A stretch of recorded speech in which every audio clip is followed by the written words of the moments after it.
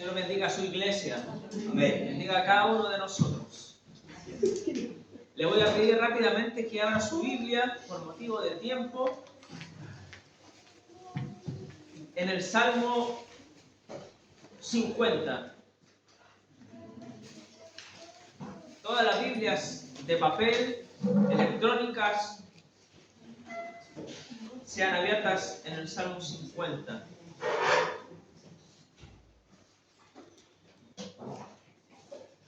Cuando usted lo haya encontrado, puede decir un fuerte amén. Amén. Amén, gracias hermano José. Vamos por motivo de tiempo a leer solo el versículo 1, pero vamos hoy día a ver todo el Salmo 50, los 23 versículos. Y lo leemos en el nombre del Señor. Versículo 1 dice: el Dios de dioses, Jehová, ha hablado y convocado la tierra desde el nacimiento del sol hasta donde se pone. Cierra sus ojos, vamos a orar. Padre, en el nombre de Jesús, te damos la gloria, te damos las gracias, porque tú eres Dios, Dios fuerte, Dios poderoso, Dios que hizo los cielos y la tierra. Eres un Dios que todo lo sabe y todo lo puede. Amén. Señor, en esta hora, háblanos con voz fuerte, con voz poderosa. Que nuestro corazón no quede indiferente a lo que tú quieres decirnos en esta tarde. Señor, úsame también en el nombre de Jesús para que pueda decir tu mensaje de manera clara y también de manera poderosa como lo es tu palabra. Te lo pido en el nombre de Jesús. Amén. Amén, hermanos. Si le puedo poner un título a esta predicación, sería: los trapos sucios se lavan en casa. Los trapos sucios se lavan en casa. Pero también sería apropiado decir que el juicio de Dios comienza por casa. Como lo dice el apóstol Pedro en su primera carta, porque es tiempo de que el juicio comience por la casa de Dios. Pero cuando usted escuche juicio, no tema, no tema, porque Dios, cuando viene a su pueblo y le habla, Él viene con amor. Y el contexto de este Salmo 50 nos habla acerca del juicio de Dios hacia su pueblo. Él juzga a aquellos que lo toman a la ligera. Este es el contexto del Salmo 50. Él juzga a aquellos que viven una vida aparentemente religiosa, pero dan un servicio vacío y sin sentido. Él reprende, Él advierte a los que lo honran con una falsa alabanza y con una falsa gratitud. Y también advierte y reprende a los malos de corazón y de lengua. Pero aún así, hermanos amados, Él les da una nueva oportunidad para cambiar. Así que vamos rápidamente a los primeros versos de este Salmo. Así que abróchese los cinturones, hermanos, porque vamos a despegar. Vamos a leer los versos del 1 al 6. Así que, como le dije en un principio, mantenga su Biblia abierta en ese Salmo porque no nos vamos a salir de ahí. Versículo 1 al 6 dice lo siguiente: el Dios de dioses, Jehová, ha hablado y convocado a la tierra. Dios ha convocado a la tierra, hermanos, desde el nacimiento del sol hasta donde se pone. O sea, la ha convocado desde los extremos de la tierra. Verso 2. De Sión, perfección de hermosura, Dios ha resplandecido. Vendrá nuestro Dios y no callará. Fuego consumirá delante de él y tempestad poderosa le rodeará. Convocará a los cielos de arriba y a la tierra para juzgar a su pueblo. Memorice este verso. Convocará a los cielos de arriba. No solamente va a convocar la tierra, hermanos. Va a convocar a todo el universo. ¿Para qué? Para juzgar a su pueblo. Él dice en el verso 5: juntadme a mis santos, los que hicieron conmigo pacto con sacrificio. Y los cielos declararán su justicia, porque Dios es el juez. Y al ladito dice una palabra chiquitita que dice Selah. ¿No es cierto? En primer lugar, hermanos, Dios convoca a toda la humanidad, convoca a toda la creación para que sea testigo de algo altamente importante. Dios está haciendo no una invitación, Él está convocando, Él está diciendo, venga aquí toda la humanidad, venga aquí toda la creación, todo el universo, porque aquí va a pasar algo importante. Y aquí hay algo que destacar, hermanos, porque Dios hace un evento con estruendo. Él hace ruido, Él hace un alboroto. Y los elementos que describen este evento son esplendor. Dios resplandece. Hay una luz enceguecedora. Dios viene, Él resplandece. También hay un fuego que todo lo destruye. Hay una tempestad poderosa. Y Él viene para no callar. Él viene para no guardarse silencio. Él viene para no guardarse nada. ¿Saben por qué Él viene? El verso 4 lo dice. Para juzgar a su pueblo. ¿Cuántos son parte del pueblo de Dios en esta tarde? Y este salmo, hermanos amados, Él no viene a juzgar el mundo. Él viene a juzgar a su pueblo. Él viene para juzgar a su pueblo. Y aquí hay una palabra, como le dije en un principio, a continuación, que dice Selah.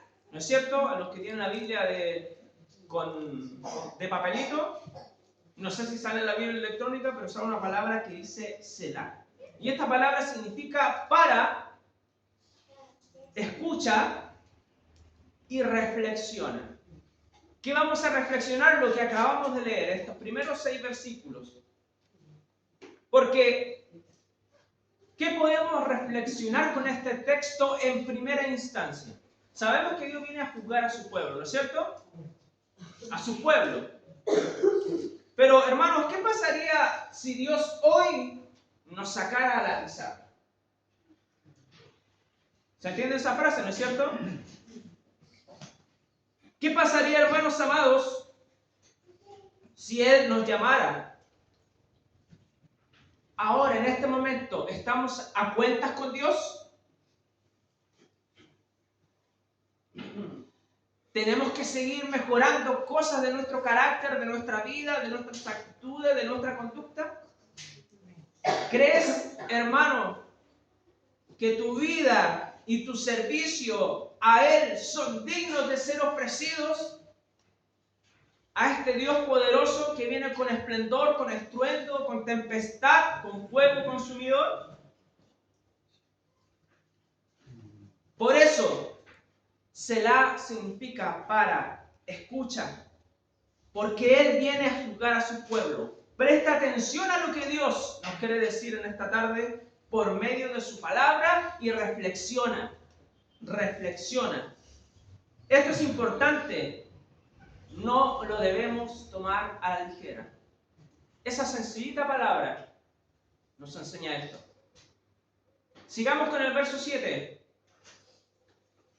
Él dice, oye pueblo mío. ¿A quién le está hablando? A su pueblo. Oye pueblo mío, y hablaré. Escucha, Israel, y testificaré contra ti. Yo soy Dios, el Dios tuyo. Hermanos, Dios es el único que puede juzgar al mundo y a su pueblo porque Él es perfecto. Su naturaleza moral es perfecta. Nuestra naturaleza moral es caída. Nosotros estamos inclinados al mal, pero Él es perfecto. Y Dios tiene todo el derecho, hermanos, de reprendernos, de zamarrearnos, de darnos un tirón de orejas, porque Él es Dios. Y Él es nuestro Dios. ¿Es realmente nuestro Dios? Él, hermanos, tiene todo el derecho de entrar en todas las áreas de nuestra vida. Y repito, hermanos, en todas las áreas de nuestra vida. Aún en las que no queremos que nadie entre ni toque. Porque hay áreas, hermanos, que sabemos que a veces no están en la voluntad de Dios. Hay actitudes, hay palabras, hay pensamientos que nosotros sabemos que no están en la voluntad de Dios, pero no hacemos nada para cambiar la situación. Y Él tiene todo el derecho de entrar a reprendernos por eso. ¿Tiene algún área en su corazón, hermanos, que necesita que Dios intervenga? ¿Hay algún área de su corazón que no quiere que nadie toque o que nadie se meta? Hermanos, estos versículos nos enseñan que Dios tiene todo el derecho de hacerlo porque Él es Dios. Y si decimos que Él es Dios, Él tiene todo el derecho de hacerlo. Dios tiene todo el derecho, hermano, de poner su mano en nuestra vida para rectificar, para guiar, incluso para romper y volver a ser como la vasija en manos del alfarero. Porque Él es Dios. Y nosotros, hermanos, no tenemos derecho de cerrar las puertas de nuestro corazón y decirle, no, Dios, aquí tú no te metas porque esta área es solo mía. Aquí mando yo, Dios. Tú no te metes aquí. Las decisiones de mi vida las tomo yo. Tú si quieres ponle el nombre al gato, ponle el nombre al perro, pero aquí las decisiones importantes las tomo yo. Nosotros no tenemos el derecho de cerrarle las puertas a nuestro corazón a Dios. Si actuamos así, hermanos, si le cerramos las puertas de nuestro corazón a Dios, el verdadero y único Dios, entonces no es nuestro Dios. Por eso ahora Dios nos dice en medio de su palabra, escucha Israel, escucha pueblo mío, estas son las cosas que tenemos que arreglar. Estos son los trapitos que tenemos que lavar en casa, porque soy tu Padre, pero también soy tu Dios. El único, el verdadero. Vamos a los versos 8 y 12. ¿Lo tienen, no es cierto? Sí. Dios sigue hablando a su pueblo, a su iglesia. Dice, no te reprenderé por tus sacrificios, ni por tus holocaustos que están continuamente delante de mí. No tomaré de tu casa becerros, ni machos cabríos de tus apriscos, porque mía es toda bestia del bosque y los millares de animales en los collados. Conozco a todas las aves de los montes, y todo lo que se mueve en los campos me pertenece. Si yo tuviese hambre, no te lo diría a ti, porque mío es el mundo y su plenitud. ¿He de comer yo carne de toros o de beber sangre de machos cabríos? Sacrifica a Dios alabanza y paga tus votos al Altísimo. E invócame en el día de la angustia. Te libraré y tú me honrarás. ¿Saben, hermanos? Muchas veces cuando leímos esta clase de pasajes nos quedamos con solo la última parte. Invócame en el día de la angustia. Te libraré y tú me honrarás. Nos quedamos, ay, el Señor me va a librar. Pero no leemos todo lo que Él dice con anterioridad. Y saben, hermanos, Dios no estaba reprendiendo a su pueblo por las cosas que hacían por Él. Porque el verso dice que ellos continuamente estaban ofreciendo sacrificios y holocaustos y tenían un montón de ritos que continuamente se los ofrecían a Dios. Israel, hermanos, tenía una organización muy estricta en referencia al servicio de Dios. Pero Dios no los estaba reprendiendo por eso. Asimismo, nosotros también tenemos una organización para servir y para conocer a Dios en nuestra iglesia. Y hablo de manera en general. Tenemos nuestros cultos los días domingos. Tenemos nuestro discipulado los días jueves. Tenemos nuestros ensayos de música los días miércoles. Tenemos nuestras reuniones de adolescentes los días viernes. Tenemos los hermanos que limpian la iglesia los días sábados. Tenemos también los hermanos que construyen, los hermanos que oran. Tuvimos nuestra reunión de matrimonios hace poco, ¿no es cierto? Tenemos nuestra organización. Pero Dios, hermanos, conoce cada detalle de nuestro servicio, cada detalle de nuestra organización, hasta lo más mínimo. Él sabe el tiempo, las fuerzas, sabe los recursos que hemos gastado y puesto para su obra. Pero Él en esta mañana, tarde, quiere que entendamos esto. Él nos reprende a su pueblo por todo lo que el pueblo hace en este salmo, sino que Él quiere que entendamos esto, porque aquí hay algo profundo. Y por favor ponga mucha atención, no se me queden dormidos por ahí. Y yo quiero que entiendan esto. Y por favor no se me alteren lo que voy a decir porque va a parecer incongruente. Por eso, si el que no se abrochó el cinturón va a ser colgado del asiento. Dios, hermanos, no necesita que le sirvamos. Dios no necesita que le sirvamos. Y como le dije, no se me altere, porque lo voy a explicar en breve. Él nos llama y nos manda a servirle, pero Él no lo necesita. A lo mejor Dios está llamando ahí de su celular, contéstelo por favor. Por ejemplo, Dios no necesita que le cantemos y que toquemos instrumentos.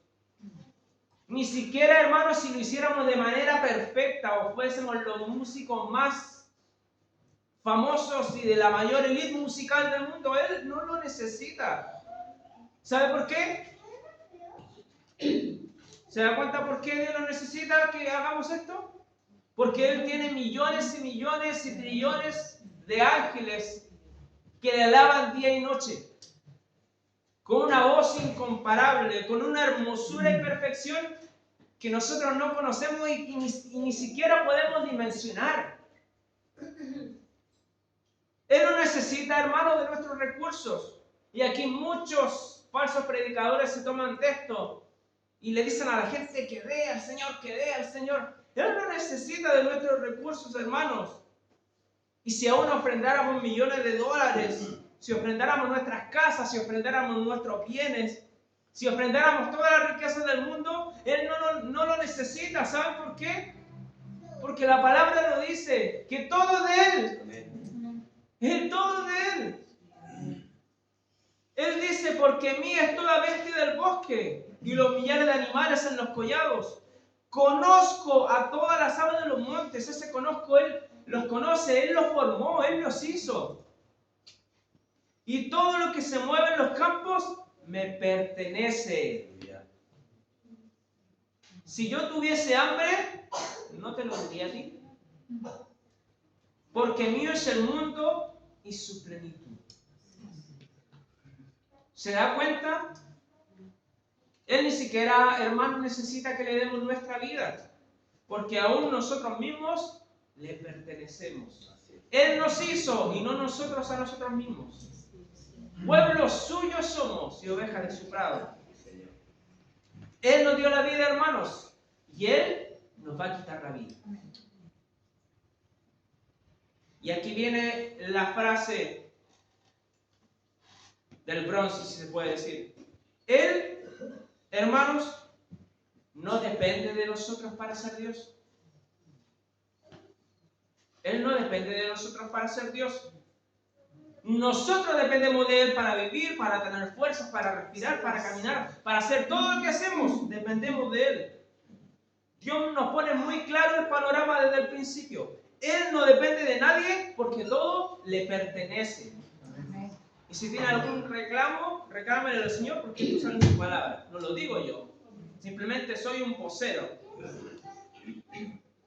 Recuerden, hermanos, Colosenses 1, versículo 16-17. El versículo que acabamos de leer cuando comenzamos el culto. Porque en Jesucristo, en Él, fueron creadas todas las cosas, las que hay en los cielos y las que hay en la tierra, visibles e invisibles. Sean tronos, sean dominios, sean principados, sean potestades. Todo fue creado por medio de Él y para Él. Por medio de Él y para Él. Y Él es antes de todas las cosas y todas las cosas en Él subsisten. O sea, si Él un día da un chasquido como el de Thanos, todo se destruye. Aún así, hermanos, Dios conoce y valora y toma en cuenta nuestro servicio. Él lo conoce, hermanos, y sabe todo el tiempo, sabe todas las fuerzas, sabe todos los recursos que hemos ofrendado, ya sea un servicio visible o ya sea un servicio anónimo. Él lo conoce. Pero Él quiere, hermanos, que entendamos algo más profundo acerca del servicio. Él quiere que entendamos algo mucho más profundo acerca del servicio, y aquí también, por favor, pónganme atención. Dios le pregunta a Israel en el versículo 13, ¿he de comer yo carne de toros o de beber sangre de machos cabríos? O sea, Dios le estaba diciendo al pueblo de Israel lo siguiente: lo que Dios quería del pueblo de Israel y lo que también quiere de nosotros es que no lo tratemos a Él como un ídolo. Con esta pregunta que Dios le está haciendo a Israel, Dios les estaba diciendo: yo no quiero que me traten como un ídolo. Y Él quiere que nos demos cuenta de que estamos sirviendo al único Dios vivo y al único Dios real, que dio su vida por nosotros. Dios no quiere, hermanos, que le sirvamos esperando algo a cambio. Dios no quiere que lo tratemos como un ídolo. No es yo doy, tú me das.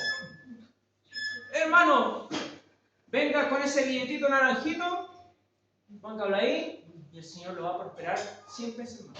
No es así.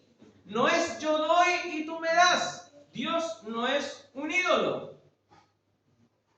No es yo ofrendo y tú me prosperas. No es tú me sanas y yo te sirvo. ¿O no? No es yo camino de rodillas y tú cumples mi deseo. Hay unos que caminan kilómetros de rodillas para pedir un deseo a un ídolo. Dios no quiere que lo tratemos como un ídolo, como un amuleto, como un cajero automático solo para satisfacer nuestras necesidades. Dios quiere que todo lo que le ofrezcamos sea con verdadero agradecimiento. Y quería, hermanos, que el pueblo se diera cuenta de que cada animal ofrecido era inocente y un sustituto de ellos mismos. Los que debían haber muerto eran ellos y no ese animal inocente. Y Dios quería que el pueblo se diera cuenta de eso. Pero Israel, hermanos, en este salmo estaba ciego y había convertido los sacrificios en una mera rutina, lejos del verdadero significado que simbolizaban. Asimismo, hermanos, nosotros, Dios quiere que veamos a Jesucristo en todo el servicio que ofrecemos. Porque si vemos a Jesucristo, todo lo que ofrezcamos, sea humanamente poco o sea humanamente mucho, lo haremos con agradecimiento verdadero. La viuda dio esa blanquita y era poco. Pero Jesús dijo, ella ha dado todo lo que tiene. Ella ha ofrendado, no todos estos que dieron mucha plata, pero lo hicieron como por una rutina. Ahí está. Total espacio. No importa la cantidad, sino la actitud del corazón. Dios quiere que vivamos una vida cristiana con significado. Una relación con Él con significado. Dios quiere obediencia más que sacrificio. Dios quiere relación con Él más que el hacer en la iglesia. Dios quiere que las cosas las hagamos con amor más que por cumplir. Hoy día domingo es, ¡ay, qué lata! No, hermanos. Incluso hasta el pueblo de Israel, cuando iba a las fiestas, si usted ve los cantos del camino, ellos iban al templo, iban cantando, iban gozosos hasta antes de llegar al templo. Y nosotros muchas veces venimos con una cara de lata a la iglesia. Pero eso es para otro tema. Hermanos, Dios quiere que vivamos una vida cristiana con significado. Dios no quiere que vivamos una religión vacía, el hacer cosas por hacer, el hacer cosas por cumplir, el servir por servir, sin ningún significado, por costumbre, por rutina, porque Dios quiere que nos demos cuenta de esto, que servirle es un privilegio. Amén. Es un privilegio. David decía, aún el gorrión haya casa al lado de tus atrios y yo no puedo entrar. Servirle, hermanos, es un privilegio del cual gozamos sin que Dios lo necesite. Es como que yo tengo una empresa y contrato a trabajadores porque les quiero pagar, porque soy bueno, no, porque tengo plata.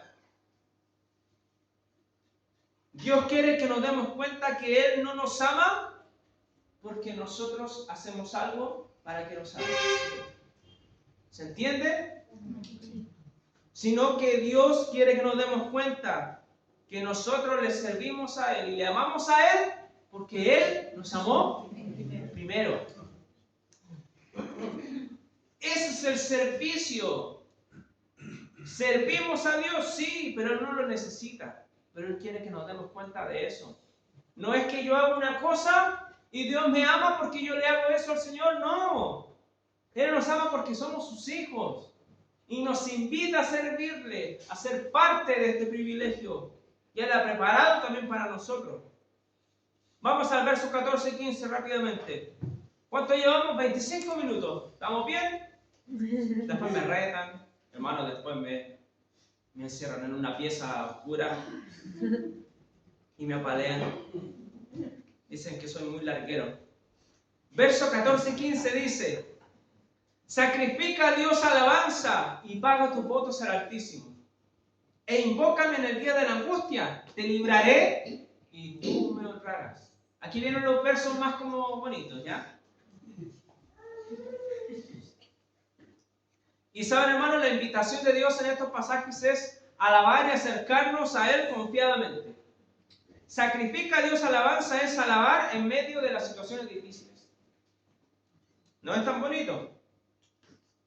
No solamente alabo, hermanos, cuando me va bien, cuando todo va de maravilla o cuando tengo las ganas de hacerlo, sino que también alabo a Dios en medio de la prueba, en medio de las tribulaciones, en medio de las tormentas, en medio de los momentos difíciles. También lo alabo. ¿Saben por qué? Porque Dios es digno de ser alabado en todo tiempo. Él es Dios. Por eso es un sacrificio de alabanza, porque cuesta. Es un sacrificio de alabanza. Cuesta darlo. Levanto mis manos en el lloro, levanto mis manos a Él en la angustia, levanto un canto de fe, de victoria, aunque parece incongruente, en agradecimiento a Él. Porque a pesar de lo que estoy viviendo, Él está conmigo para tomarme de la mano. Paga tus votos al Altísimo. Significa, cumpla Dios lo que prometiste. Recordemos que Dios no es un ídolo. No se trata de dar para recibir de Él, sino que se trata que si tú le prometes algo a Dios, aunque no veas respuesta, aunque veas todo negro y aún si Dios no hace lo que tú le pides, debes cumplir lo que le prometiste a Dios. Porque Él no es un ídolo. Y ahí después Dios dice a su pueblo: invócame en el día de la angustia, te libraré y tú me honrarás. Hebreos 4:16 dice: acerquémonos pues confiadamente al trono de la gracia para alcanzar misericordia y hallar gracia para el oportuno socorro. También Jesús dijo en Juan 6:37: todo lo que el Padre me da vendrá a mí, y al que a mí viene no le echo fuera. ¿Se da cuenta lo misericordioso que es Dios? Porque aquí le está hablando a gente que ha perdido todo sentido de lo que Dios le ha ordenado. El acercarse confiadamente a Dios es que cuando aún hemos fallado, hermanos, aún cuando nos sentimos indignos o pensamos que Dios nos ha olvidado, incluso cuando creemos que Él no escucha nuestras oraciones, igual nos acercamos a Él.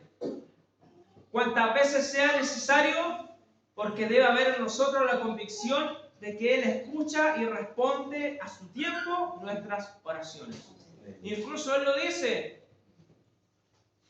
Si los padres malos le dan buenas cosas a sus hijos, ¿cómo yo, que soy Dios, dice él, no le voy a dar lo que mis hijos necesitan? En Hebreos 11:6 dice, porque sin fe es imposible agradar a Dios, porque es necesario que el que se acerca a Dios crea que le hay y que es galardonador de los que le buscan. Debemos tener paciencia, hermanos. Paciencia es algo que se ha perdido en estos tiempos. Todo es automático. Sopa de 3 minutos. No sé si era en 1 minuto o 30 segundos. No sé. Todo así. Pero no. El Señor nos llama a la paciencia. Como David decía, pacientemente esperé a Jehová y se inclinó a mí y oyó mi clamor. Pero ese pacientemente es un largo periodo de tiempo. Esperar con paciencia, hermanos, es acercarse a Dios con fe. Porque sabemos que aunque se demore en contestar, tenemos la confianza de que si Dios dijo te libraré, Él lo va a hacer. ¿O no? Amén. Pero ahora vamos a entrar en una parte que es difícil de escuchar. ¿Cuántos minutos llevo? 30 minutos. ¿Me quedan unos 15 más? ¿Sí? ¿Puede ser? Amén. Pastor. Hay que entrar en una parte, hermanos, que es difícil de escuchar. Vamos a los versos 16 y 17. Recuerden que los trapos sucios se lavan en casa. Y aquí Dios, ¿a quién está hablando? A su pueblo. A su pueblo. Pero nótese cómo Dios habla en estos versículos. Verso 16 al 17 dice lo siguiente. Pero al malo dijo Dios. Al malo dijo Dios en su pueblo. Pero al malo dijo Dios, ¿qué tienes tú que hablar de mis leyes y que tomar pacto en tu boca? Pues tú aborreces la corrección y echas a tu espalda mis palabras. Y aquí hay una gran pregunta. ¿Quiénes son estas personas a las que Dios se dirige y les llama malos? Dios, hermanos, no les está hablando a personas que no le conocen, sino que le está hablando a una parte de su pueblo que es rebelde y soberbia y desobediente. Es una parte que tiene conocimiento de la palabra, que perfectamente hasta podría enseñar en la iglesia y podría estar aquí adelante predicando como yo. Es una parte del pueblo que puede tener una función visible y también no tan visible, pero es una parte del pueblo que Dios les dice, ustedes son malos. Ustedes son malos. Y estos versos, hermanos, son fuertes porque la palabra me está diciendo que en el pueblo de Dios,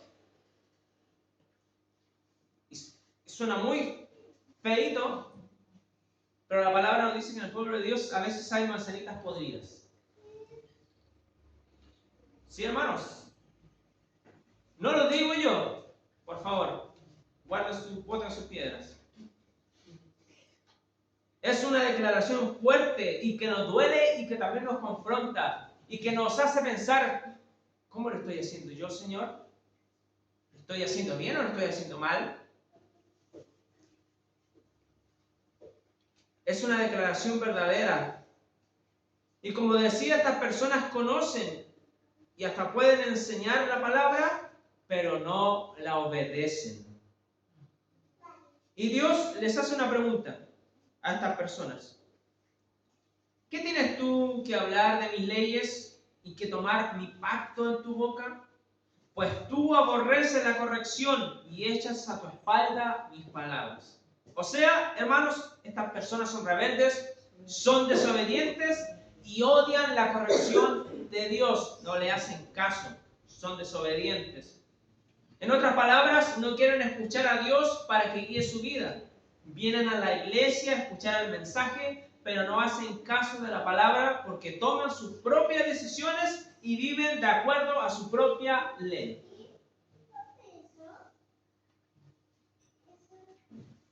Estamos aquí, ¿no es cierto, hermano? Amén. Hacer eso es considerar la palabra de Dios como basura, como algo poco valioso. Y la Escritura nos cuenta la historia de un sacerdote llamado Elí. ¿Conocen a Elí en la Escritura?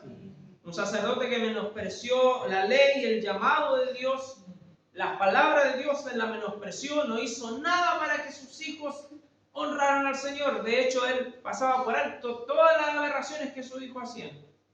Y al final de sus días, ¿saben lo que Dios le dijo a Elí?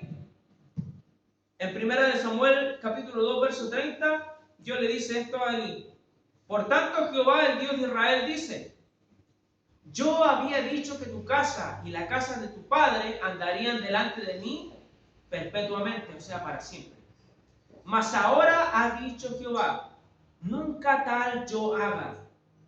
Nunca yo tal haga. O sea, no lo voy a hacer jamás. Porque yo honraré a los que me honran. Y los que me desprecian serán tenidos en poco. Dios nos ayude, hermanos. Que al final de mi vida Dios no nos diga algo así.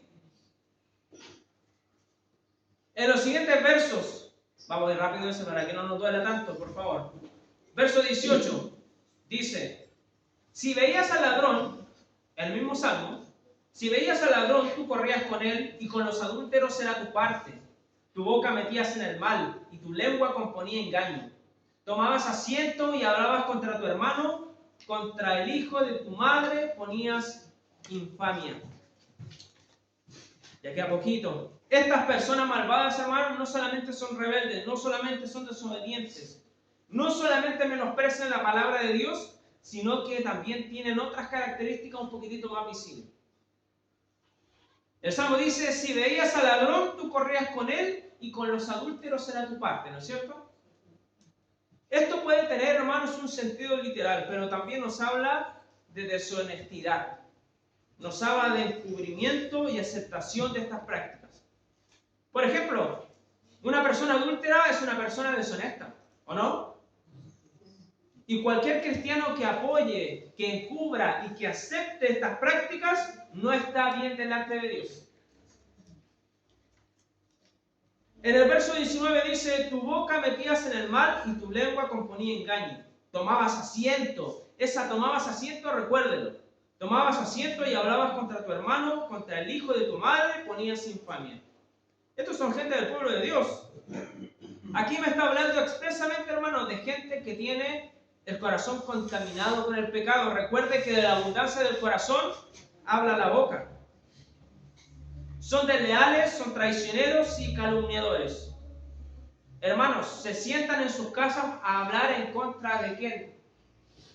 De los pastores, de los líderes, de los propios hermanos. Hermanos, si hay alguien que a lo mejor ha hecho estas prácticas, es momento de parar.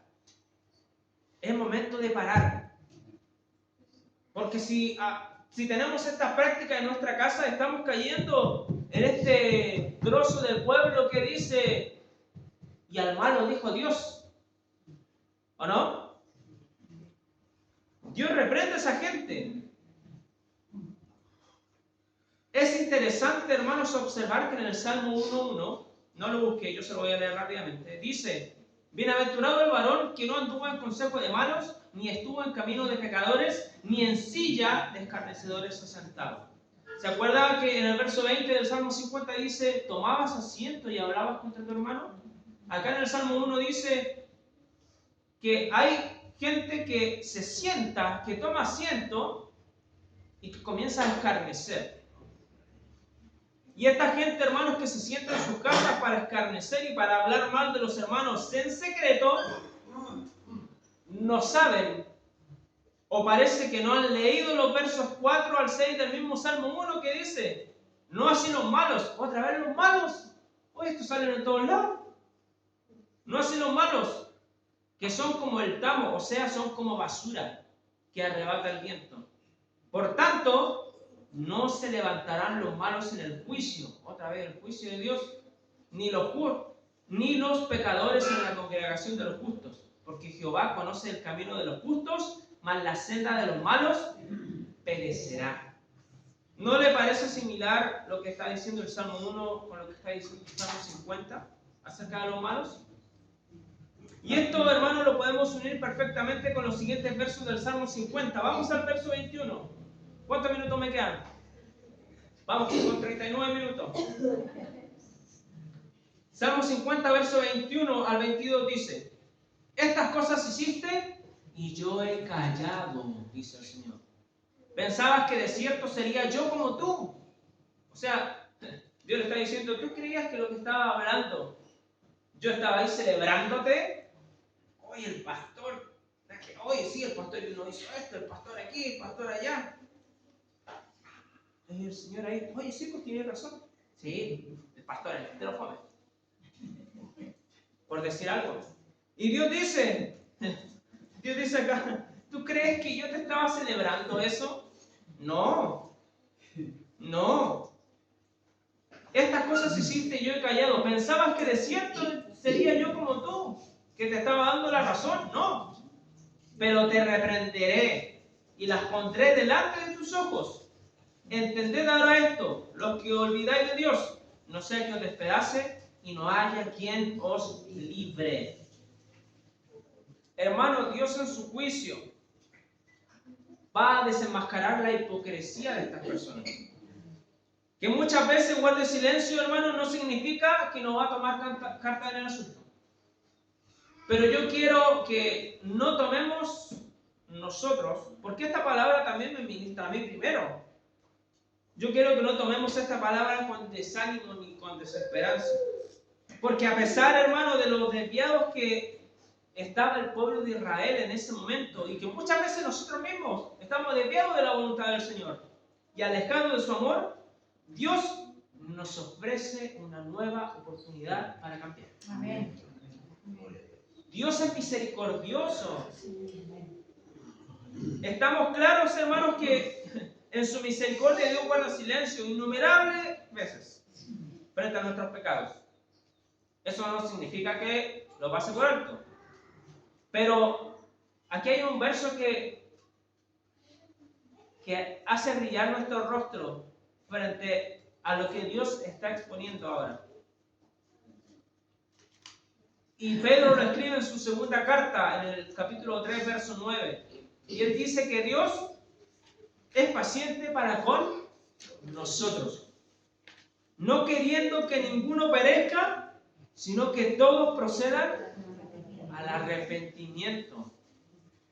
Si Dios nos dice algo, hermanos, no es para ponernos el pie encima, como quien yo le pongo el pie encima de una bolilla de cigarro y más encima del flujo, sino que Dios nos habla para que nosotros tomemos conciencia y nos arrepintamos.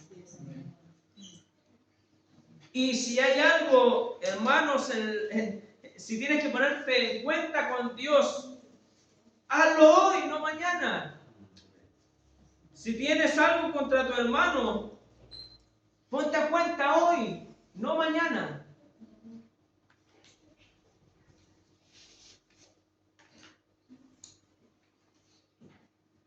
Dios siempre espera, hermanos, es paciente, para que el pecador proceda al arrepentimiento.